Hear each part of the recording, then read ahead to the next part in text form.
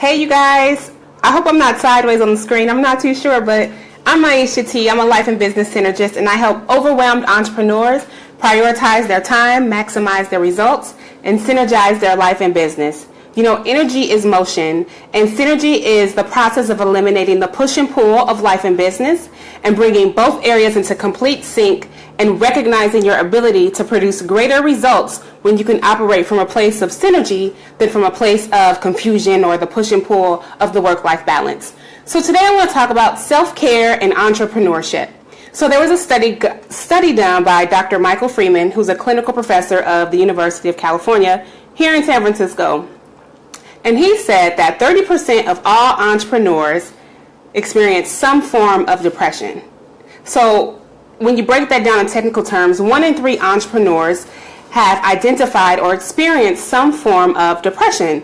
And so that comes from unmet deadlines, unmet expectations, and that fear of failure. And I get it because I'm also at risk of thriving or living with depression because of being an entrepreneur, because of my mental health experience with suicide, depression, and anxiety. But there's something more to life than just giving up because you're not feeling it or you're having a hard time in your business. You know, many of my clients have these depressive moments where life happens, and we're often talking about how they're pulling or pushing through that episode and just really learning how to work with what they have in their business. And so the 1 or 2 things that I recommend when my clients are talking about being burned out, feeling depressed, feeling anxious: number 1, find a therapist. Okay, go therapy. And number 2, practice some good self-care. And I know that self-care works because self-care has actually saved my mental health. I am always talking to everybody I come in contact with about self-care. You know why? Because I'm a single mom. I'm a preneur. I say preneur short for entrepreneur because I know a lot of you are like divapreneurs and financepreneurs. I'm a mom and I'm a preneur, and it's so easy to put myself on the back burner because of client calls or scheduling immense deadlines for myself or just overwhelming myself with tasks, and I'm pretty sure you get the drift.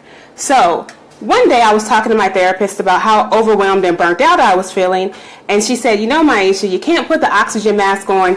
Oh no! Sorry guys. So she said, you can't put the oxygen mask on anybody else until you put the oxygen mask on yourself. And I was like, oh yeah, that's right, I can't. I actually have to make sure that I'm making myself a priority before I can go take care of my kids or take care of my nephews or support my cousins or my mom, my number 1 fan. And so then I was talking to my best friend Aisha. Hey Aisha girl. She always checks in on me. Like, I don't think I talk about self-care so much because I'm just like this guru. Like, my best friend will text me and say, hey Maisha, what did you do for yourself today? Hey Maisha, and then if she doesn't hear from me, she's really good at making sure I'm okay. And that's something that me and her have talked about because I've talked to my own best friend about different strategies that I use when I'm feeling depressed or anxious, or if you don't hear from me, check on me. Anyway, enough of that, you get the drift.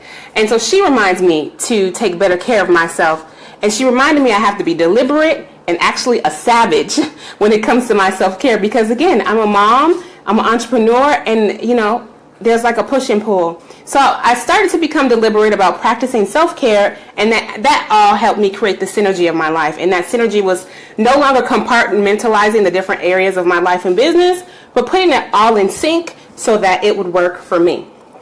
And so self-care is just me taking deliberate actions to take better care of myself. It's really simple. Like, so 3 things I do for myself. I give myself a DIY sugar scrub, and that's nothing but brown sugar and olive oil. I have a gratitude journal, and actually I do my gratitude live on Periscope every day.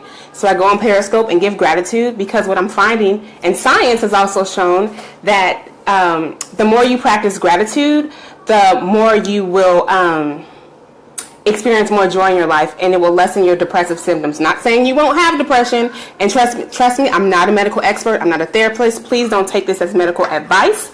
But the more you practice gratitude, the more you'll have an opportunity to experience joy in your life, right? And so that's what I do for self-care. And it doesn't have to be fancy, because I know a lot of people are like, I'm going to go to the spa and get self-care. For some people who are really struggling with depression and depression episodes, who have an issue with hoarding or cluttering, for some people it's just picking up those clothes off the pile of the floor and putting them in the laundry basket. I've been there. For other people, it's something else. And so your self-care can be something super simple that helps you nurture your mind, body, and spirit. So whether it's vegging out, watching This Is Us, or watching Basketball Wives, there's always a way to make self-care a priority in your life. Okay, so listen, I'm almost done. If you're an entrepreneur struggling with self-care, I've got an amazing self-care challenge happening in my Synergize, Balance, and Thrive group on Facebook. Each day, we're all taking a simple, actionable step to make sure that we're making our self-care priority and practicing something that makes us feel good. Because when you feel good, you do good, and you can produce better results. So join us in the group, Synergize, Balance, and Thrive. And until I see you guys next week, Synergize, Balance, and Thrive in your everyday life. Bye.